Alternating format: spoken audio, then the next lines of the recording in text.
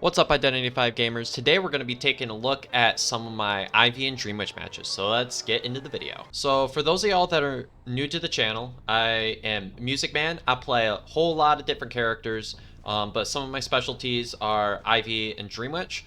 So we're going to take a look at some of those matches today. So to start off, this was a ranked match that I had probably about 20 minutes ago, and you can see I was up against Wildling, Fire Investigator, Archer, and Cowboy. And one thing that you have to really keep in mind of when you're playing Dream Witch is to learn how to swap and swing really, really quickly. So you kind of saw how I was able to really quick swap and catch the Archer off guard. I also used very smart leech placement to block off one of the areas that the survivor is going to be going to. So I decided to do here, this is what we call the window trick.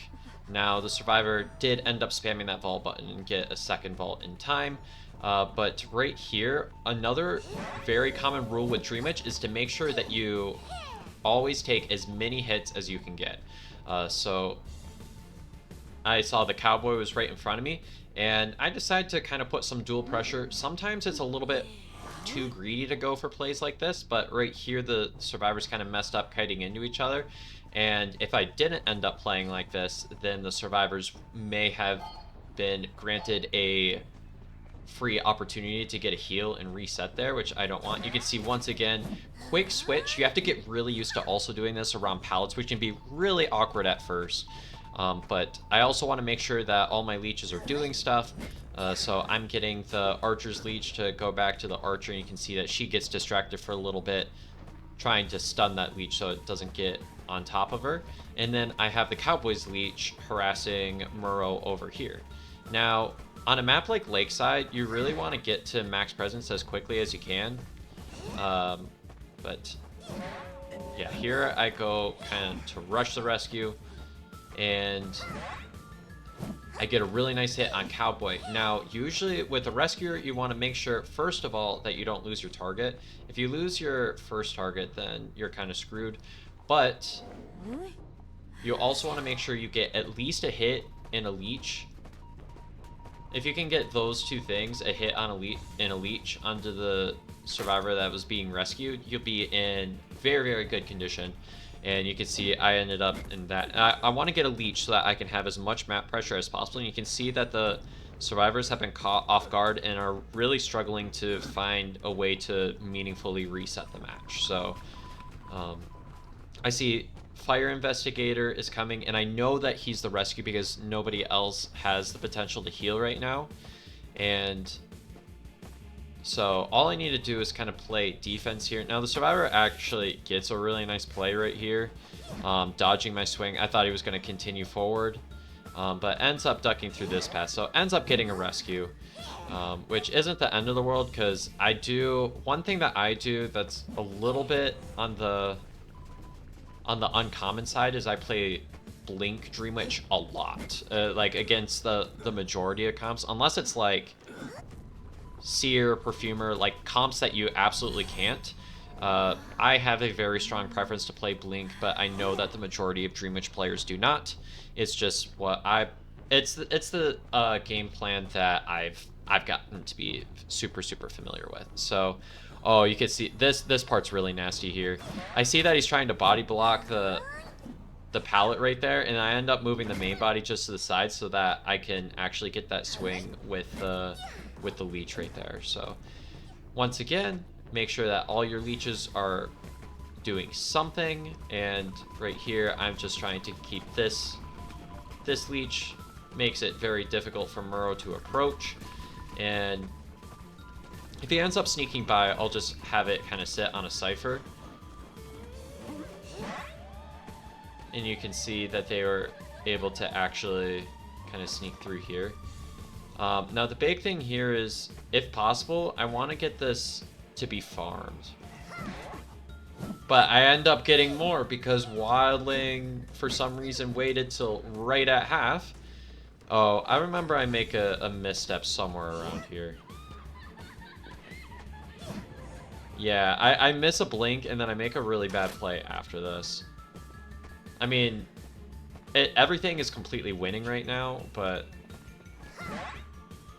I end up making the mistake of picking up Muro because I didn't think that she was going to turn around and shoot for some reason. But right here, Archer has flywheel, so she's going to be able to get away a little bit, but I could just kind of wait out for this blink. And this is another thing, it's very, very hard for survivors to keep track of cooldown, so if you act like you're going to blink a survivor, sometimes if they're really greedy, they will go for blink predicts. Now, I will say, like, 9 times out of 10, even if you get a successful blink predict, going for a blink predict is not what you want to go for.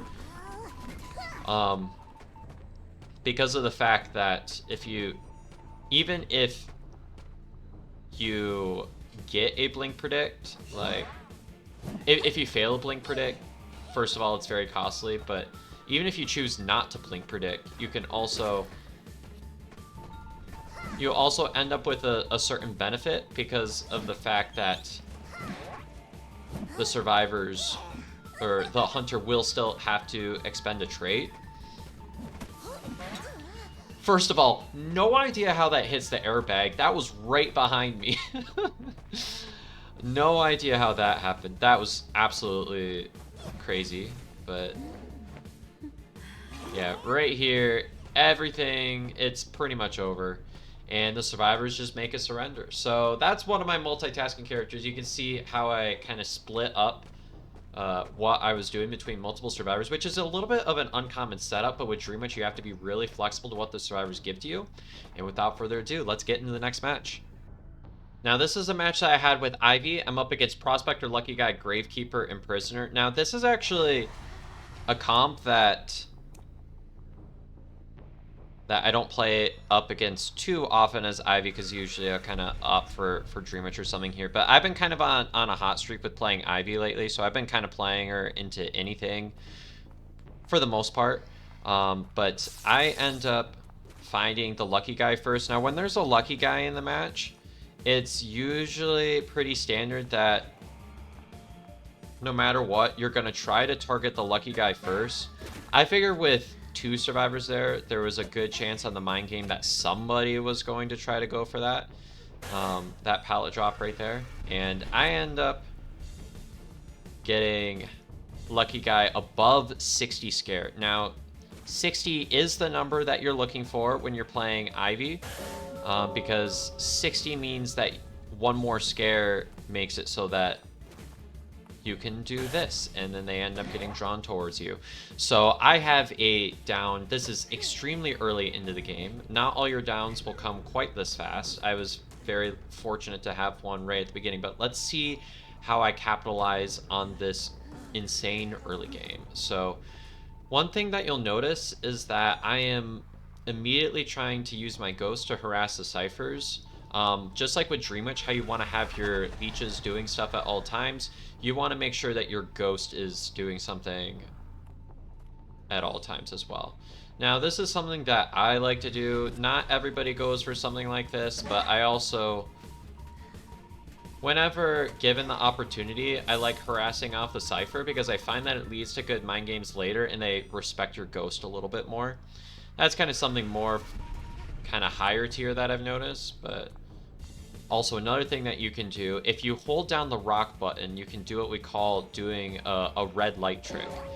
So when you move in front of you, the survivor sees a red light in front of you. By holding it to the side, you can kind of confuse the survivors into thinking you're going to move in a different direction, and that's what ended up leading the down for the Lucky Guy.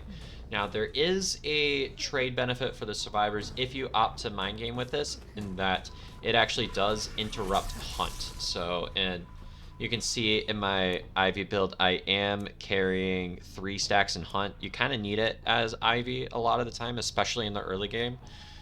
But yeah, this is what I end up doing. I ended up getting right on the prisoner there, and I want to farm this if possible. Farming is my best case scenario, and you can see I was given just the opportunity to do that because Lucky Guy wasn't going into a body block for some reason. And that is going to be my first elimination. Now, generally, if you get your first elimination before the final pop, you're in a very, very good borderline winning scenario here. Now it's all about how I capitalize here. I wanted to see if I can find where the prisoner is. And I was thinking they might be healing, but I was a little bit confused at first because I saw that Cypher wiggling. But the survivors are going to get a full reset, which means that it's going to be a little bit of an uphill battle. Kind of looking for where the survivors are. Now, in this middle game stage, typically you don't want to be very committal to the survivor you're going for, but I end up getting a very, very nice position where I pull out Flywheel and the shock because the survivor kind of panics here, and I end up in a decent position to just kind of go straight for the chase here. And once again, the survivors have another misstep. You can see they're trying to harass there, but if you're really precise with your movements, typically you'll be okay. And this, yeah, this guy tries to be annoying. He knows that they're like super far behind.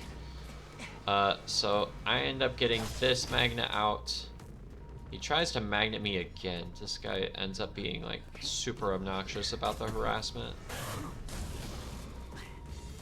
And I end up dropping. He gets scared. I get a hit. He's pretty much forced to leave because first of all, no more magnets. Second of all, it would just be a bad play even if he did have more magnets.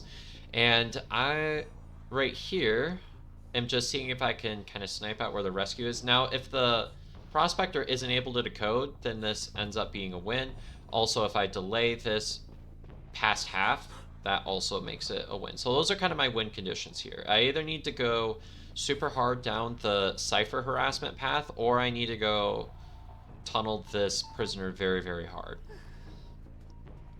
And from here, you can see it's right at half. And it just barely doesn't go quite past half. You can see I'm kind of doing a little bit of a mix of both tunneling, but I also got something on the prospector there. And this is going to be another down on the prisoner here. Now, I want to keep using this chair right here because it's the one closest to the survivor that they were kind of trying to go for. Typically, you want to chair right on Cyphers. And you can see right here, I end up getting another nice and easy down on the Gravekeeper. And now it's all about blocking the prospector from a rescue. And since it's ranked, I typically don't go super hard for the 4-kill unless the survivors are being super annoying about it. Or if they run straight into me like that. So I hope you learned something. If you have any questions about how to improve with your Hunter gameplay, make sure to join my server or ask me any questions below, and I'll see you next time. Bye-bye.